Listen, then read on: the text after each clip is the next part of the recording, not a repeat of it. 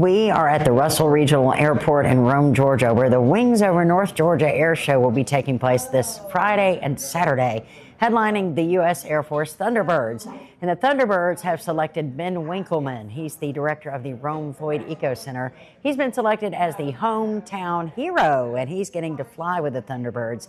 So we had a chance to sit in with Ben as he received a briefing from Thunderbird number 7 to learn about what he was going to experience during the flight and how to prepare for it. So we're pleased to share with you some of those clips. Turn, you roll up the jet and then pull, and then you'll see the nose tracking around, and you'll feel that as well. I'll own the power while you're flying so we don't get too fast or too slow, but you can fly this thing like you stole it.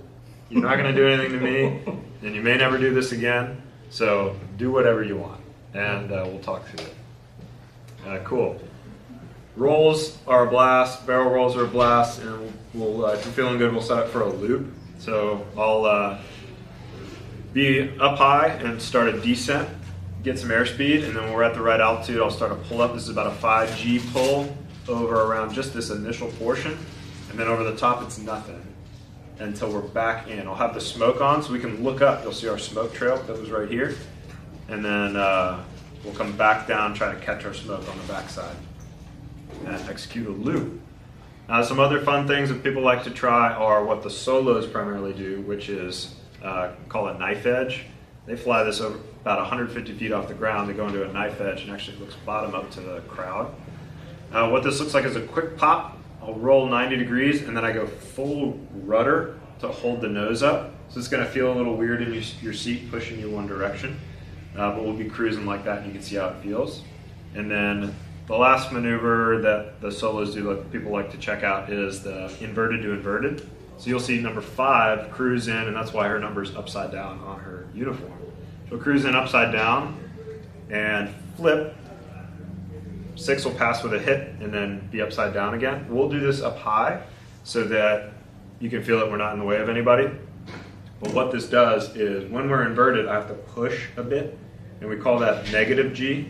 And so you're going to kind of be hanging there in your shoulder straps. So I recommend having your lap belt pretty tight before you do any of that, or else you can be kind of up against the canopy a little bit. If you like negative G, we can try that, kind of push forward. What that gives you is that kind of floating sensation.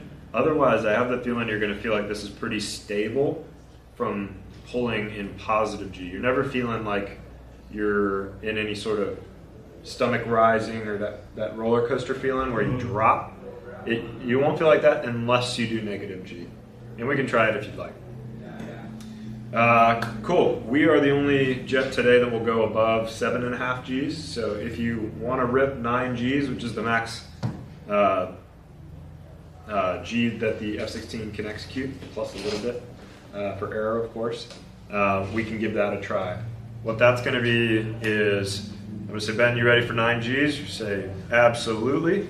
And I'm going to start accelerating. My nose is going to be down a little bit. And I'm going to say, okay, ready, squeeze, breathe, here come the Gs. That's going to be as I'm rolling the jet, just squeeze your legs, squeeze your butt, take a prep breath, which what Doc told you about, kind of, and block. And then this is actually a really quick turn. It only takes about 90 degrees or 180 degrees a turn. I'm going to go nose down, roll, afterburner, and then a pull. And the jet buffets a little bit. Not like a lot of other fighters. A lot of other fighters, you know, when you are pulling close to 9 Gs because the thing's ratcheting. That's from all the airflow separating off of the wings. This is relatively smooth, but you'll still feel some bumps as we're getting there. And then at about this point, I'll check the Gs. And we'll celebrate if we hit 9 and you're feeling good with a little roll at the end. Turn, rest. That was nothing. I can show you some sustained G, which is more like where we fight. We use 9 Gs to really get the jet going in a hurry somewhere, but when we fight, we are more sustained around 7 to 8. So if you're like, hey, I want to feel what a fight would feel like, I'll hit about 7 and we'll just kind of cruise there for a little bit. I'll be talking your way through it. I might reorient the lift vector and go the other way. And this is all to simulate that we're actually looking at another airplane, that we're dogfighting, and it's a workout. So We can see that. Cool, and then this is all under the assumption that you're feeling good. At the end, we will land last. I'll wait till all other 6 jets are on the ground. We typically have a little bit more gas, in which case we'll drop it down, start flying lower, and we'll go check out parts of Rome that you want to, at least within our 5 nautical mile airspace.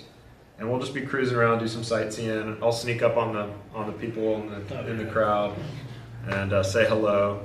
And then normally with that sneak, again, we'll get low, get fast. I'll go over the crowd, and then I'll tell you that we're pulling up. And I like to do this as kind of a unrestricted climb. We'll be an afterburner over the crowd, pull straight up. I'll get the smoke on. We'll do a little roll to celebrate, if you will. So people get up there and they're like, this is wildly unnatural. Even half the pilots in their first flights got sick. So if you're not feeling good, no problem. We'll cruise and chill out for a little bit. Make sure that you're good to go for the last portion. Before everybody lands, we're going to rejoin with the Delta and fly the last 3 or 4 of their maneuvers with them. And I recommend, if you're not feeling good before this point, we'll chill out, because I really like you to see that. What this is going to look like is we'll be up high. I'll say, okay, Ben, we're about to go rejoin with the Delta. And then we will, I'll time the maneuver so that we chase the solos into a rejoin with the Diamond. So 4 jets in the Diamond, 2 solos, and then us. And they'll set up for what they call a butt, bottom up pass, in front of the crowd, and we'll rejoin with them, and you'll see all 6 jets right out in front of us pretty close. Then we reposition for a roll. We'll do the roll with them, and then back around for a loop. We'll do a loop with them. And then the last maneuver, which is a blast to see, you'll have the best seat in the house for the Delta burst, which you'll see every jet pointed towards the crowd, burst out in front of us, and I'll stay low of number 4, who's going to light the afterburner right in front of us, and we'll stay with him, and we'll cruise past the crowd and then clear off high again before we go start doing our own single ship stuff. It's a heck of a time. I will tell you that when we drop down lower, the G's increase. So what's a 3 or 4 G turn up high where the air's thinner is probably a 5-6 G turn down low. So when we drop it down, if you're feeling good, just get ready to work out a little bit as we start ripping around. That's awesome. Can't wait. Yeah. I can't either. No need to ask any questions right now. I know I just threw a lot out at you, but if you think of anything, please let me know. I thought it wasn't that many years ago, but apparently somebody reminded me it's been like 40 years ago.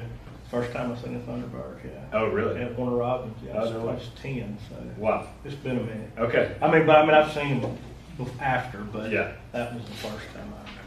Yeah, like I said, you're gonna have the best seat in the house, and it's gonna be incredible. Yeah. Well, and then I